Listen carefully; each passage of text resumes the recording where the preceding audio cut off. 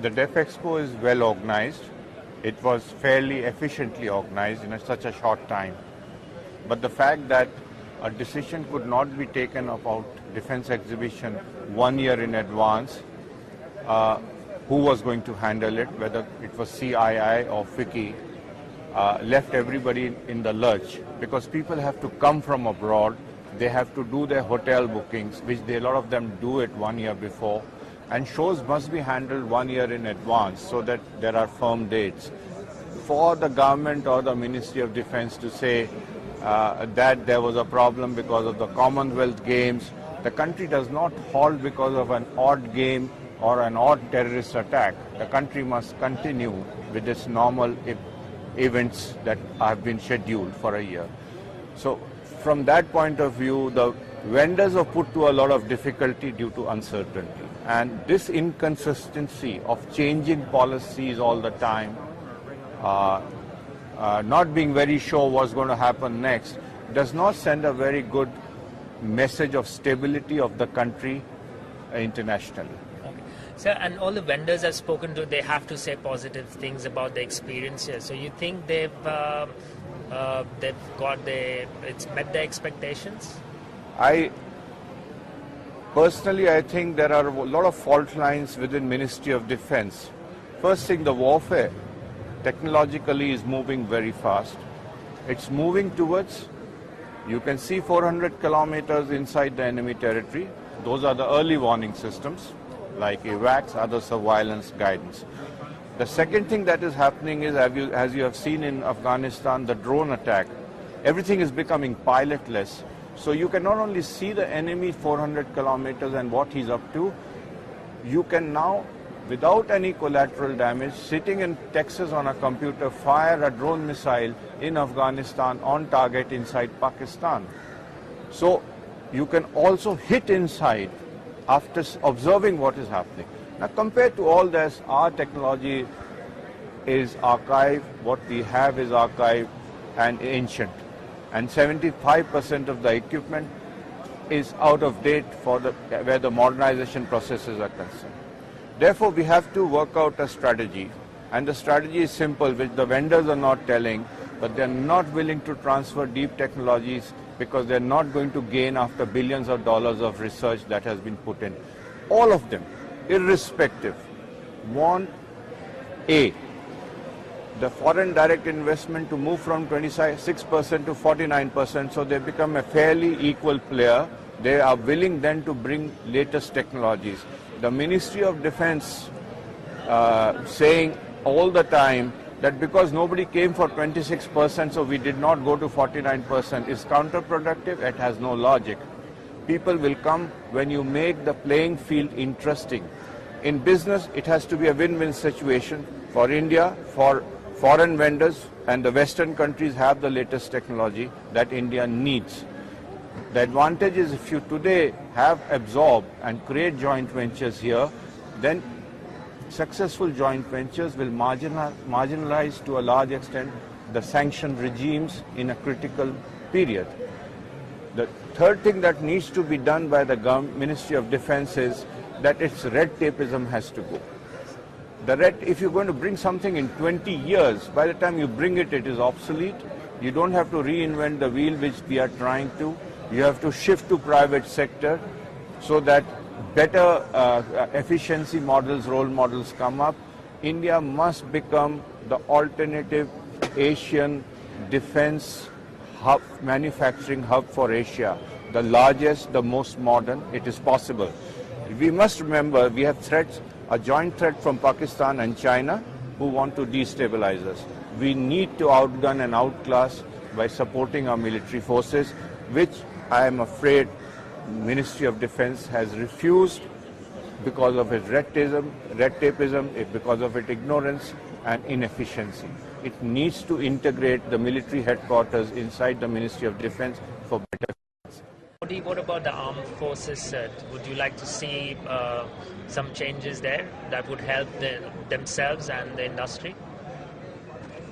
Armed forces need to have a joint manship, because next war It cannot be fought by Indian Army or Navy or anybody alone. It has to be an integrated effort. So we need to create Chief of Defence Staff structure with a 5-star general there. In that case, the Defence Secretary becomes redundant. He is not required. You need to post in Major Generals with Joint Secretaries, because the Joint Secretaries from civil administration do not understand the technicalities of warfare involved. So we need to push in skills into Ministry of Defence from the armed forces. We also need, and it is amazing, that offsets, when you buy a $10 billion MMRCA, because you want 50%, you're increasing the cost by 10% of the offset. So actually you end up paying $11 billion. And unfortunately, that goes from the budget of the Indian Air Force, which is not correct, just to support the defense public sector units to make some few doors and export it to them at a low technological level. Second, in offsets, the Ministry of Defense is not accepting import of technology, because they say we cannot evaluate. So the Army, Navy and Air Force have to create an evaluation cell on lead technologies inside Ministry of Defense, which they continuously evaluate, and the price they are willing to pay for those critical technologies to come to India. And that is how those technologies, but in offset, I'm amazed that you're not willing to accept import of technology, which should be the basic thing, because this country needs technologies. Like I said, the warfare where it is going is technological driven. Yes. So there has to be a better integration between Ministry of Defense and the military, more respect for the general staff in the military, which you have seen when you had inauguration. There was no Army, Air Force or Naval chief sitting on the dais during the inauguration. And that, I feel, is very insulting. And Ministry of Defense is full of babudam, and we need to reduce that to put in a lot of military officers there in an integrated fashion. So, and about technology and DRDO, do you have any comments on that? Now, there was a time when DRDO was alone and we were not getting technologies due to the Cold War era, and we had this policy of being a neutral power, or some kind of high moral grounds we were occupying without any deliverables on the ground. The DRDO has failed India and Indian Armed Forces in many respects. Therefore, the government must start supporting joint ventures. It must start supporting private laboratories in private sector in the same fashion as it supports DRDO, so that more research can happen. But a lot of technology can come in joint ventures. You can buy a lot of technologies also, and where you need critical technologies to be developed, the DRDO or the private sector should be entrusted with that, the way it happens in America or France or Germany. Today you have a very good option, because China does not have this option of lot of sensitive dual technologies banned to China. Yes. To India it is not. You have democratic options between Israel, Russia, Germany, Italy, America, Canada, and a whole lot of options. So where you don't have to put all your eggs in one basket and then move forward. So there can be a lot of permutations and combinations. Okay, and just the last question on the private sector. How can private sector be more involved in?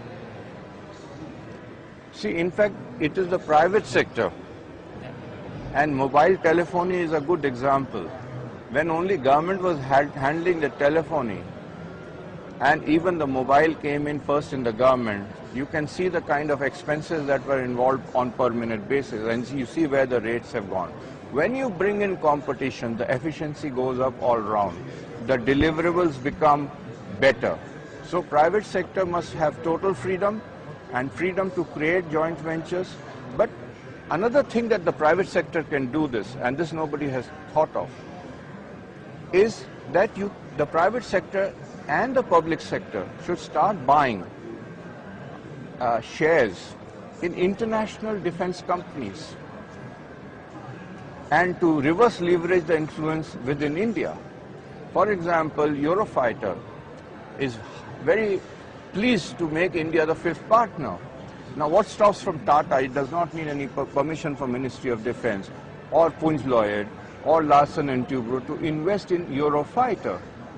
And being an Indian company holding, let's say, 20% or 15% share, they can then reverse leverage it to make sure that the country buys from Eurofighter or Boeing or any other plane of competence. So what I'm trying to say, there are various options available. A dynamic strategy is required.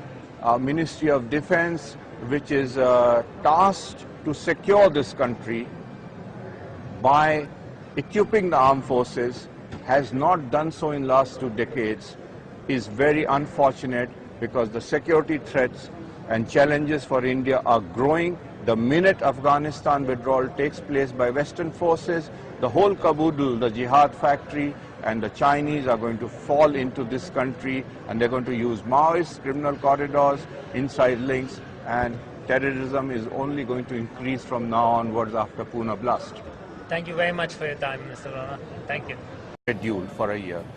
So from that point of view, the vendors are put to a lot of difficulty due to uncertainty. And this inconsistency of changing policies all the time, that there was a problem because of the Commonwealth Games. The country does not halt because of an odd game or an odd terrorist attack. The country must continue with its normal events that have been shared.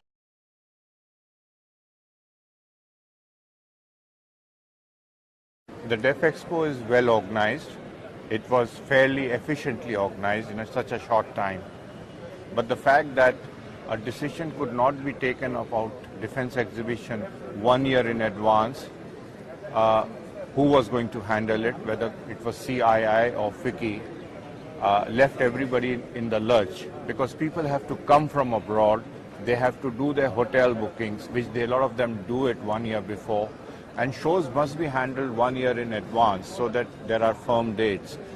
For the government or the Ministry of Defence to say